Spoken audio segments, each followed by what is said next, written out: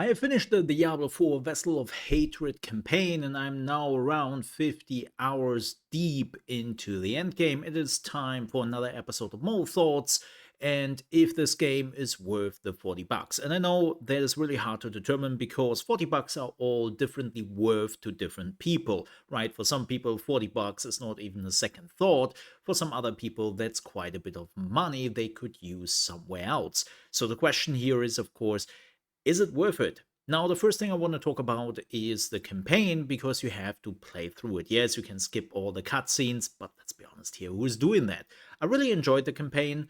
There were some weird moments in the writing, and you sometimes were like, huh? Are we really doing this? Power of friendship, go, yay! A little bit weird, but again, no spoilers. I will not talk about what happens in the story or anything, so you can listen to this. You don't have to skip this. The voice acting was great. The cutscenes, the cinematics were fantastic again.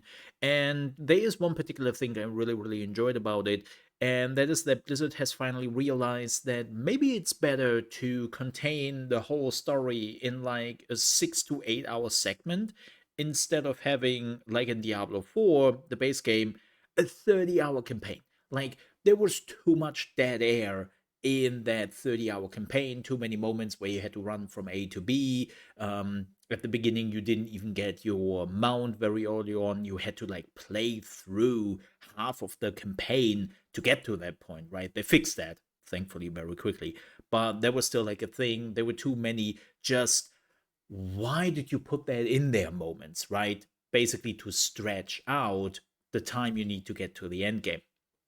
This time you can easily reach end game by playing the campaign in 6 to 8 hours. I took 8 hours, but I didn't do any side quests. Of course, I only did the main campaign. Sometimes I was slower, sometimes I was faster. You know, like I would say 8 hours is definitely the median. Of course, if you are skipping through all the talking, through all the cutscenes, you can easily go through the main campaign in like 4 hours if you don't care for that. But again, who's doing that, right? So I enjoyed the campaign. I am curious to see how it will continue. And as somebody who had enjoyed the base game and the base campaign, this was good. I definitely enjoyed it. But of course, that is not worth the $40, right? So we have to talk about what gameplay elements are actually coming with Vessel of Hatred. And the first thing I want to talk about is not really something which is coming to Vessel of Hatred with the expansion, but what Blizzard has been doing with Vessel of Hatred and the patch. So they released a huge 2.0 patch for the base game as well. They redid a lot of the talent trees, added new abilities, new talents, and they are all available to everyone, right? New events, made a lot of changes here and there to the end game again. So even if you are not getting Vessel of Hatred, there's actually quite a bit of new and changed stuff in the base game, but there is something which annoys me a little bit. Blizzard has moved a few things to Vessel of Hatred to make basically the experience for the base game players not as great. So a few items are now exclusively available in Vessel of Hatred, and of course there's special perks.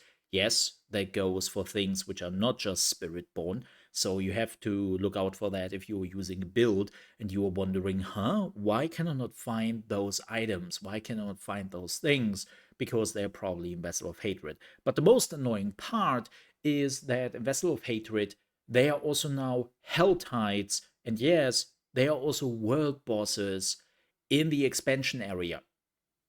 And they are popping up at the same time as they do in the base area. So, what that sometimes means is there are a lot of people who are already in the expansion area because they're doing expansion content.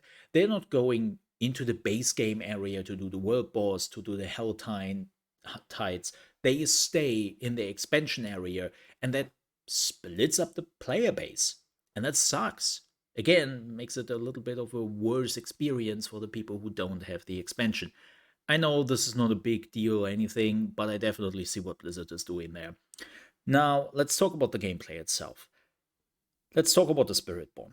So the spiritborn is the new, completely unique class which is coming with the expansion, and it's just a monk. No, seriously, it's really just a monk with spirit animals. Like some of the animations, like the punches, or when they are using their palm, like hitting the ground and all that. It's like, oh, come on, Blizzard. You directly took that from Diablo 3. So I'm pretty sure they started the Spiritborn as monk, and then they realized, you know what? Let's make it more jungly, right? And that's what they did. Now, with that said, I immensely enjoy the class, but I was also a huge fan of the monk. Now, it isn't really a one-to-one copy of the monk because this class can also be played as a summoner, which is what I'm doing right now a little bit. It can play it as a range fighter with some magic attacks and all that. There's definitely more to it than just a D3 monk, that's for sure. But again, it's not the super unique class Blizzard is trying to sell here. But I definitely enjoyed the Spiritborn. I would also say that the Spiritborn has been developed after all the other classes. Like there's more refinement to it. There's more just they really thought about how to connect all the special animals to each other and make it the whole package. Where a lot of the classes, when they came out in the base game, felt sometimes a little bit awkward in certain areas, and some of the abilities or even passives didn't really make sense on how you actually play the class. The Spiritborn has none of those problems and feels great. Again, really enjoy the Spiritborn, and I'm glad that I choose the class for the playthrough. Now, what do we have when it comes to endgame events? See, this is where it becomes a little bit weird. So, when it comes to purely endgame activities, we have two, if I'm not mistaken here, like two new activities. The one is the Undercity of Kurast, which is a time attack. You start at the beginning of a level, you have 120 seconds, and then there are enemies which will increase the timer, and you have to kill other enemies to push the progress, and then you have to reach the end boss before the timer runs out. And you're not really getting a lot of rewards from it at the beginning. Later on, when you are giving some tribute before you are going into the dungeon, you will get something more out of it. But it's not really that much. It's not really that interesting. It feels like the greater rifts they have introduced 2 patches ago, or 2 seasons, not 2 patches, 2 seasons. And yeah, it's just a more tighter time attack, right? And it's not really too great. I don't enjoy it too much. Now, the second thing though, which is the Bastion, that thing is really interesting. This is the first group dungeon they introduce, and yes, there is a group finder, which makes things relatively easy. I say relative because everyone can open up a group, say that they are doing a certain part of the dungeon, and then totally not doing that part of the dungeon. Seen that, left the groups, right? Because that's not what I wanted. But you have to be in a group. You need at least 2 players, you and another person. And yes, you can go into the dungeon without a group, but there are gameplay mechanics which would just deny you the progress if you don't have at least a second person, right? You cannot circumvent that. You cannot play around it. You need a second person to progress. And it feels good. Like, I really enjoyed the dungeon because they are finally doing something which is not just bashing your head in, right? Like, normally it's about how fast can you be and how much you can murder in 5 minutes. Now, there are certain events and certain bosses in those group dungeons which actually need coordination, which actually needs to at least use your head a little bit to understand the mechanics. Now, you don't have to talk to each other, right? You don't need voice comms or anything, but everyone has to understand what the mechanics are, because if you don't, they will kill you, right? So I really, really enjoy that. They have 3 dungeons, and you're also getting like some really good rewards from it. And they are, if you're not dying too often, they are done in like 20 minutes. so it's not really that big of a problem. Really enjoyed that. But beyond that, that's it. Like, that's the new end game activities. Now, with that said, there are some other things you can do. I really enjoy the new rune system. I think the rune system is pretty cool, even though I have already found the how can I put this? The rune which is the most OP for my build I'm playing, right? But it definitely gives you some options for defense, for us, for offensive abilities. It feels good. Unfortunately, you can only have one rune set, so you can only put 2 runes into an item, and that's it. You cannot have more runes in your whole equipment, which is a bit unfortunate, but I understand it's for balance reasons because they really give you an edge. And another thing they added is the mercenary system. I love the mercenary system. I love what they're doing with leveling up and have their own hideout, and then you have your own merchant there, which is also selling you some really cool things and legendaries and all that.